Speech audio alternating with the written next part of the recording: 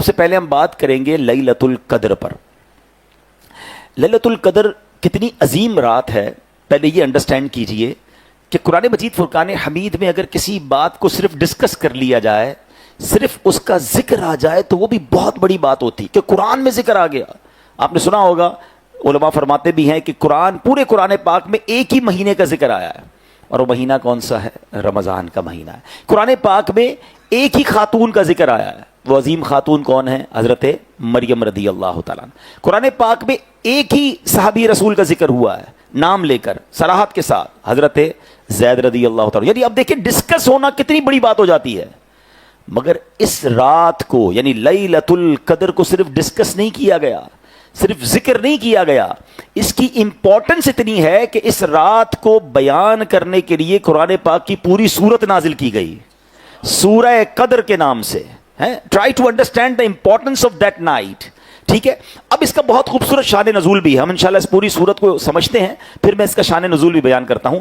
اللہ کریم قرآن مجید میں ارشاد فرماتا ہے, بسم اللہ الرحمن الرحیم, انا انزلناہ فی لیلۃ القدر. ہم نے اس کو یعنی قرآن کو لیلۃ القدر میں نازل کیا. اب یہاں ایک کوشچن ذہن میں آتا ہے کہ جناب قرآن تو ہم نے یہ پڑھا یا سنا کہ جبریل امین تھوڑا تھوڑا لے کر نبی پاک کے پاس حاضر ہوتے تھے. کبھی مکی صورتیں ہیں, کچھ مدنی صورتیں ہیں, تو لیلۃ القدر میں پورا قرآن کیسے نازل ہوا؟ تو یہ سمجھنا ضروری ہے. مفسرین نے فرمایا اس کا مطلب یہ ہے کہ لوح محفوظ سے آسمان دنیا پر قرآن مجید لیلۃ القدر میں نازل ہوا, اور پھر آسمان دنیا سے نبی پاک علیہ الصلوۃ والسلام کے دل اقدس پر بتدریج وقتاً فوقتاً 23 برس کے عرصے میں قرآن جبریل امین لے کر حاضر ہوتے رہے, مختلف وحی کی صورت میں, مختلف آیتوں کی صورت میں, اور یہ قرآن اس طرح نازل ہوا. تو یہ بات ہمیں سمجھنی ہے. اب آگے چلتے ہیں. اب قرآن کوشچن کر رہا ہے, وما ادراک ما لیلۃ القدر. یہ بڑی انٹرسٹنگ بات ہے کہ قرآن ہم سے پوچھ رہا ہے تم نے کیا جانا لیلۃ القدر کیا ہے. تو ایک جواب ہو سکتا ہے کہ یا اللہ ہم تو قرآن سے سیکھنے بیٹھے ہیں, ہم کیسے آنسر دے دیں لیلۃ القدر کیا ہے. تو سبحان اللہ, علماء ہماری تربیت فرماتے ہیں کہ قرآن کریم میں جب بہت ہی امپورٹنٹ بات ہوتی ہے نا, تو قرآن پہلے خود ہی کوشچن کریٹ کرتا ہے, انفسائز کرنا ہے, سمجھانا ہے, دیر از سم تھنگ کمنگ بگ, بڑی کوئی چیز آنے والی ہے اگلی. تو غور کرو, اللہ فرما رہا تم نے کیا جانا لیلۃ القدر کیا. یہ ایک اسلوب ہے قرآن کا. اسی انداز کو آپ سورہ قارعہ میں بھی دیکھا آپ نے, القارعۃ مل قارعہ وما ادراک مل قارعہ. تم نے کیا جانا قارعہ کیا ہے. اس کے بعد خود اللہ نے ڈیفائن کیا کہ قارعہ کیا ہے, قیامت کی اس میں ڈیفینیشن موجود ہے. یہاں قرآن فرما رہا ہے وما ادراک ما لیلۃ القدر, تم نے کیا جانا لیلۃ القدر کیا ہے. ویری نیکسٹ آیت میں اب اس کی ڈیفینیشن ہے, لیلۃ القدر خیر من الف شہر. لیلۃ القدر 1000 مہینوں سے بہتر ہے. ہاں, اب بڑا کمال کا کوشچن ذہن میں آتا ہے, جناب یہ 1000 مہینے کیوں؟ 1000 مہینے بنتے ہیں 83 years and 4 months. 100 سال ہو جاتا, 50 سال ہو جاتا, کوئی راؤنڈ فگر ہو جاتا نا. 1000 مہینے پرٹیکولرلی کیوں ذکر ہوئے؟ سبحان اللہ. اس کے بہت سارے شان نزول ہیں. ایک بہت خوبصورت شان نزول یہ ہے کہ نبی پاک علیہ الصلوۃ والسلام نے اپنے صحابہ کو ایک بہت بڑے اللہ کے نیک بندے کا واقعہ سنایا. ان کا نام تھا حضرت شمعون رضی اللہ تعالیٰ عنہ, اور وہ پچھلی قوموں میں بنی اسرائیل کے ایک بزرگ تھے, اور اس قدر اللہ کی عبادت کرتے تھے کہ 1000 مہینوں تک انہوں نے روزے رکھے. 1000 مہینوں میں ان راتوں میں انہوں نے عبادت کی, یعنی دن میں روزہ, رات میں قیام, اور اسی حالت میں جہاد بھی کیا, اور ٹھیک ٹھاک جہاد میں شرکت کی. اور پھر بڑا طویل واقعہ ہے کہ ان کو بڑی سازش کر کے کفار نے بڑی تکلیف دے کر آپ کو شہید کیا. پھر ان کفار پر عذاب بھی آیا. یہ پورا تفصیلی واقعہ نبی پاک نے صحابہ کرام کے سامنے ڈسکرائب کیا. اب صحابہ کرام کا مائنڈ سیٹ دیکھیں کہ اگر یہ واقعہ جیسے میں آپ کو سنا رہا ہوں تو نارملی ہمارے ذہن میں یہ آتا ہے کہ یار کمال کی ہستی تھی, 1000 مہینے عبادت کی, کتنی لمبی عمر ہوگی, اور کتنا اللہ کی راہ میں کام کیا انہوں نے, اور شہید بھی ہو گئے. مگر صحابہ کرام کا مائنڈ سیٹ بڑا کمال کا تھا. وہ افسردہ ہو گئے, کہتے یا رسول اللہ صلی اللہ علیہ وسلم, یہ پچھلی قوم والے تو ہم سے آگے بڑھ گئے, ان کی تو عمر ہی اتنی زیادہ ہوتی تھی کہ 1000 مہینے تو روزے رکھے انہوں نے. 83 ایئرز کون روزے رکھتا ہے, اور 83 ایئرز کی راتیں بھی عبادت میں گزری.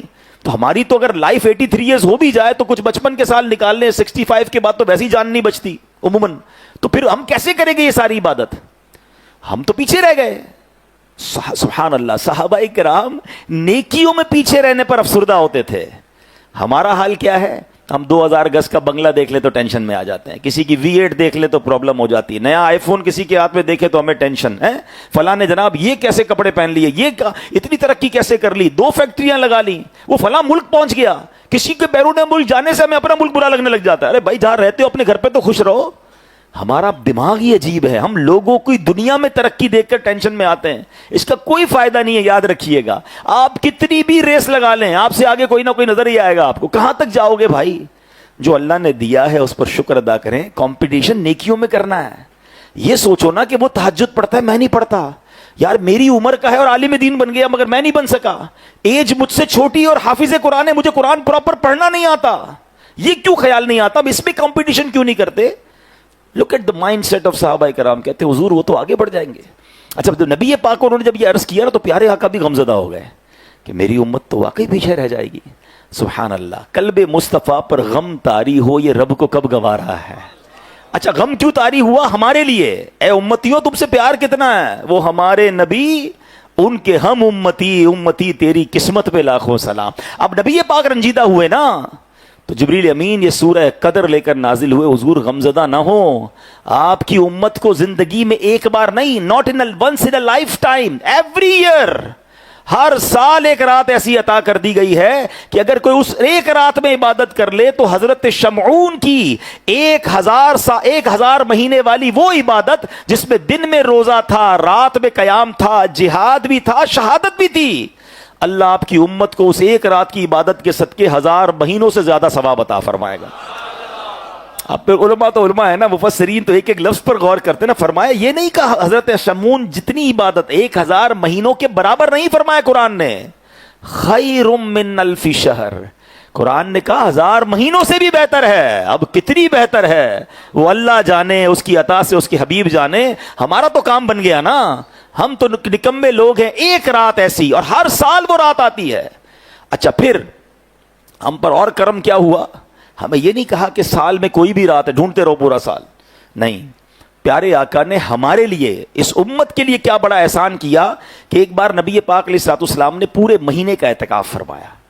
الحمدللہ یہ دعوت اسلامی کے مرکز میں پورے مہینے کا اعتکاف ہوتا ہے. لوگ کہتے ہیں یہ کہاں سے آیا؟ سرکار دو عالم علیہ الصلوۃ والسلام نے حدیثوں میں مضمون ہے کہ ایک بار پورے مہینے کا اعتکاف کیا.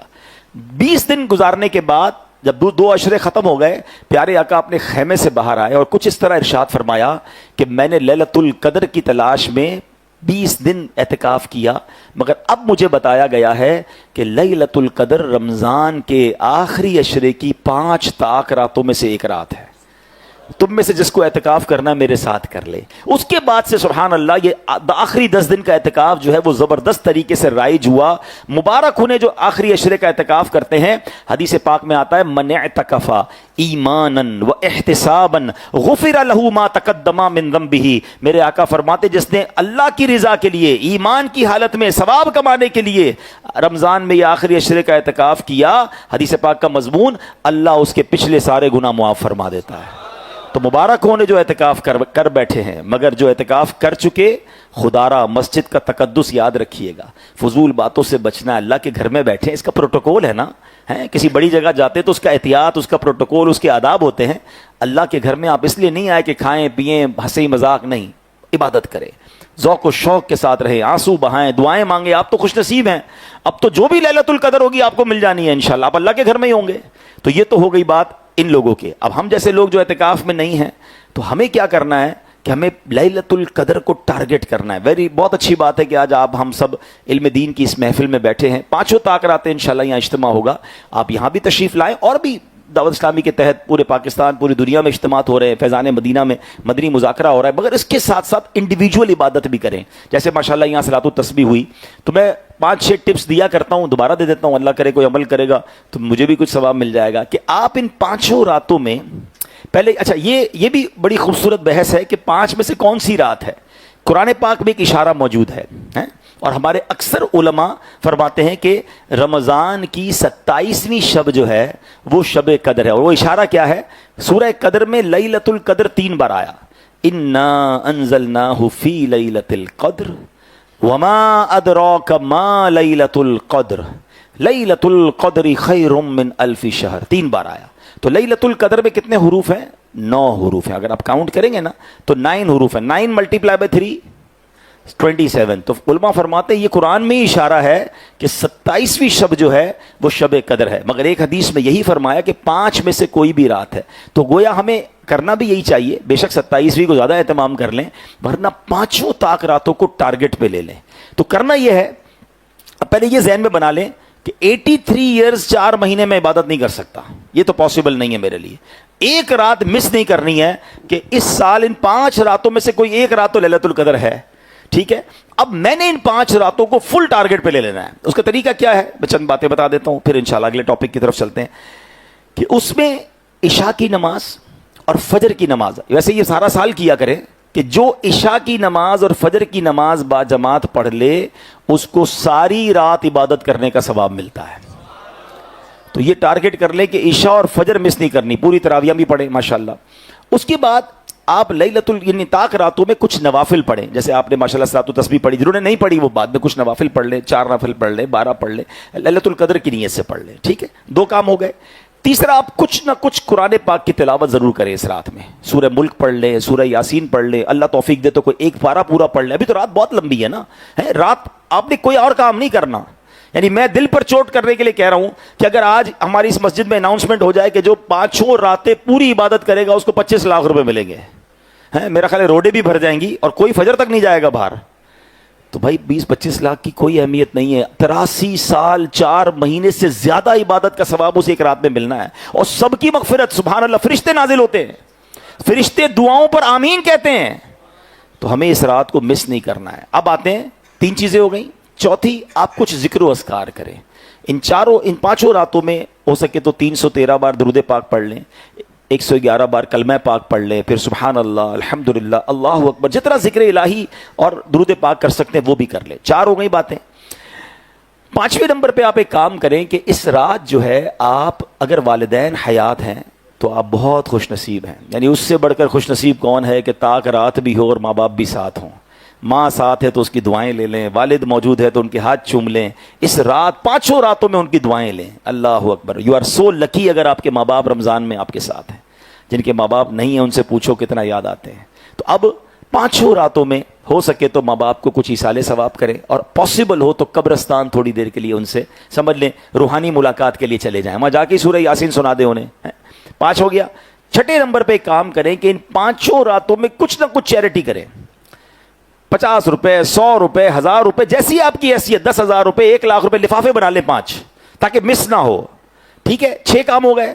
7واں کام آپ یہ کریں کہ اس رات کوئی نہ کوئی علم دین کی مجلس میں بیٹھیں. جیسے آپ ماشاءاللہ بیٹھے ہوئے, علم سیکھنا بڑی نیکی ہے.